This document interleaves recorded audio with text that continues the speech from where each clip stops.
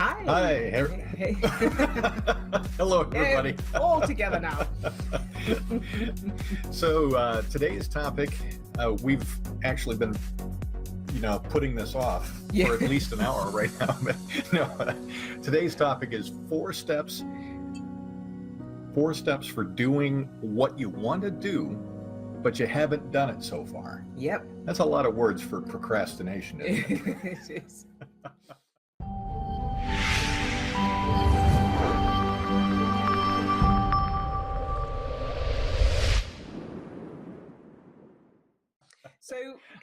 So we wanted to do this topic because I think it's quite a common challenge for people. And we've all experienced it to some extent, where there's something you want to do, or you need to do, but you just don't, for whatever reason. Mm-hmm, and there's a wide range of reasons. Yeah, I think it's a pretty common experience. Working with people, we all have those procrastination type of events that, or a lot of us do anyway. Yeah. For me, it's like balancing the checkbook. Really? Hate it. Really? Just as well I enjoy that. Yeah. So things like that. And also, when you buy a book on learning the guitar, and then you just never pick up the guitar. You pick it up once. Well, I think, more common for a lot of us, it's,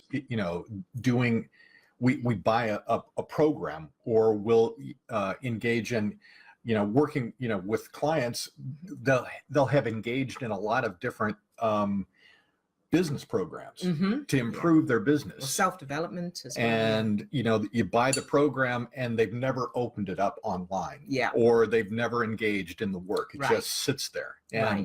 And then the question is, why am I doing that? Yes. Why do I keep doing that to myself? So today we're going to share with you 4 steps to clearing that problem and being able to move forward with whatever it is that you do want to do, from doing that course, or to painting a shed, to getting fit, to whatever it is, asking that person out. So the first step, I hear you ask, what's the first step, Odile? You heard that. I did. I was procrastinating. All right. So the first step is, do I really want to do it? No, do I really need to do it? Well, both. Okay. So it's, do I really want to do it, or do I really need to do it? So if so let's say, for example, I think I should do this, and or people will think, other people think I should do this, whatever that is. So you want to clear that up first. And so ask yourself, do I really need to do it, or do I really want to do it? Obviously, if you have to do it, like go to work, or clean your teeth, then that's something you do have to do. But there are other things that we put on ourselves that we don't really, if you think about it, you don't need to do it. Somebody else could do it. You could pay someone to do it, or it doesn't need to be done at all. So that's the first step. Do I really need to, or do I really want to do this? Then once you establish you do need to, or you do want to do it, you just aren't doing it. The second step, what's the second step? I want a sip of coffee. Well, the second question to ask is, what is happening inside of me? Right. When I attempt to do this, when I think about doing this, what's happening inside? Right. So in the case of, let's use a business course as an example, because recently I've come across a few people who have spent thousands of dollars on like an online business course, or books, or a seminar, and then there are certain things they have to do, and they're just not taking the action. So when you think about doing whatever it is, so let's say it's a business course, you have to log on and you have to watch these videos, and then you have to take certain action. So when you think about doing that, start to notice what happens inside you. So do you, for example, think about other things? You suddenly think about other things that need to be done. Do you think, oh, I don't have time? Do you feel overwhelmed? Do you feel, I don't know what to do? It's going to take too long. What's happening inside you when you think about that thing? And why is that important? Why is it important to look at that feeling?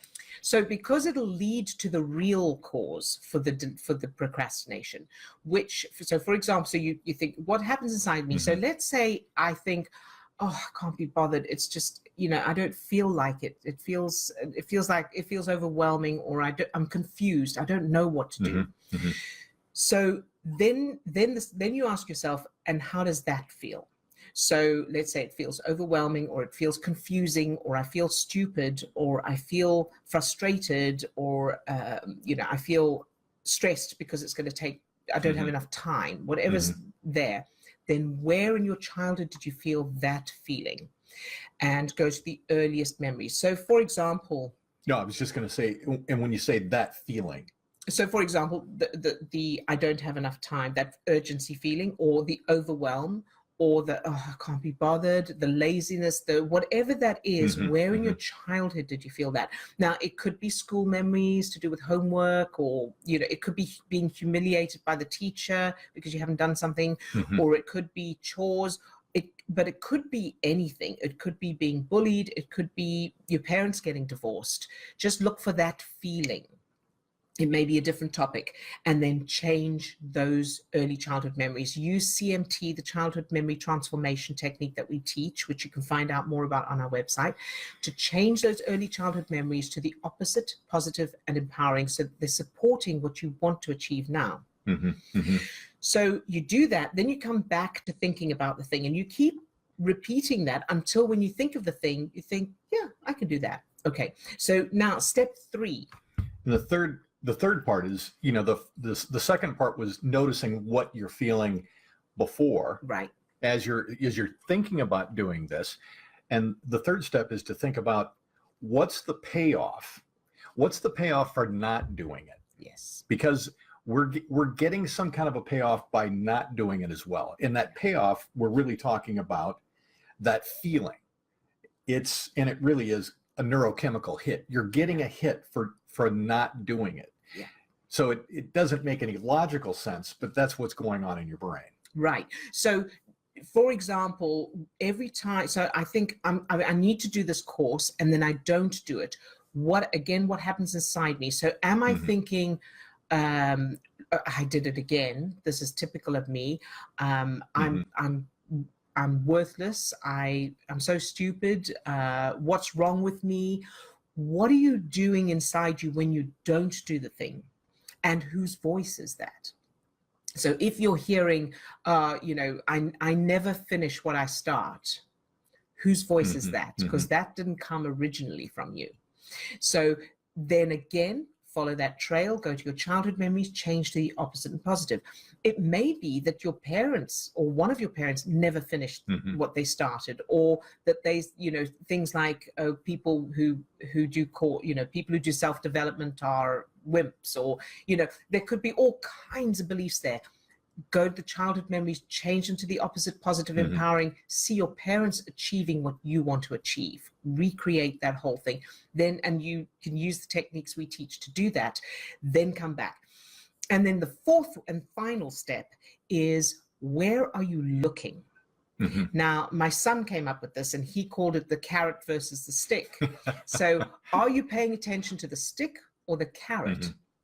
So and that means, when you think about doing the course, are you looking at the fact that you should be doing the course, you're not doing it, what happens if you don't do it, how terrible that will be? Or are you looking at the feeling of having done it and what that means? So let's say I want to do this course because I want to increase my business. And then, am I focusing on the fact that my business is not going to increase if I don't do the course? Or am I focusing on how wonderful it'll feel once I've done it and my business has increased?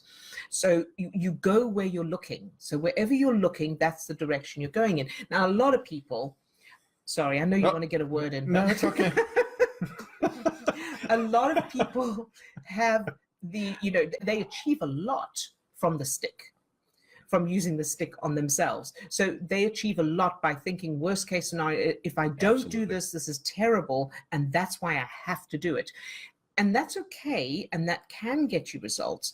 But the problem with that is it's stress. So you're producing stress chemicals in your body, which means the prefrontal cortex of your brain has shut down, and you can't use your cognitive thinking as effectively as you can when you're not stressed. So using the carrot, in other words, thinking about the end result and how wonderful it'll be instead of the thing, will keep your prefrontal cortex online, which means you'll be able to work it out, you'll be able to think clearly, you'll be able to strategize, you'll be able to process information, retain information, and all kinds of, you'll be able to communicate more effectively and all of that. Yeah, and I was just going to say that focusing on the stick, yes,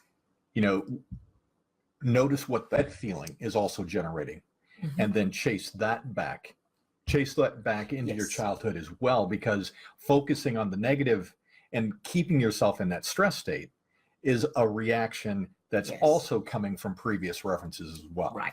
So you've either watched somebody else do it that way, or you've been programmed through. Or they did it to you. And we're again just trying to recreate that feeling. Yes. So a recap of those 4 steps. So the first step is, do I really need or want to do this thing? So, why am I doing it? Is it necessary? Yeah. And a chemical hit or an emotional state that you could be putting yourself in is we subconsciously find things that we may not need to do. Yes. In order to feel that feeling of, I need to do this, but I just can't seem to bring myself to do it. Exactly. And we keep ourselves in that state subconsciously by doing things, signing up for things that we don't really need, but we get to feel the feeling like I'm too stupid to finish this, or whatever the program is. Exactly. Right. And so recapping, so step 1 is, do I really need or want to do this? The second step is, what happens inside me when I think about doing it? So which part of this process is the sticking point? And then, of course, once you've done that, you go and find the childhood memories that are supporting that and change them to the opposite, positive and empowering. The third step is, what's the payoff I'm getting for not doing it?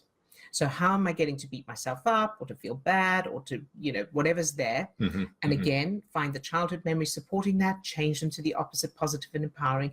And the fourth step is, where am I looking? Am I looking at the stick or am I looking at the carrot? And you go in the direction you're facing. So do whatever it takes to keep your focus on what you want, on the end result, what you're going to get from doing this thing. Yeah. All right. No, and I think that's kind of wrapping up our time for right now. Just a reminder that, for information regarding the CMT process, what we teach, please, check the description in the links below, and we'll see you again next time. That's it. Everybody have a great week, and we'll see you again next week. All right. Bye. Bye-bye.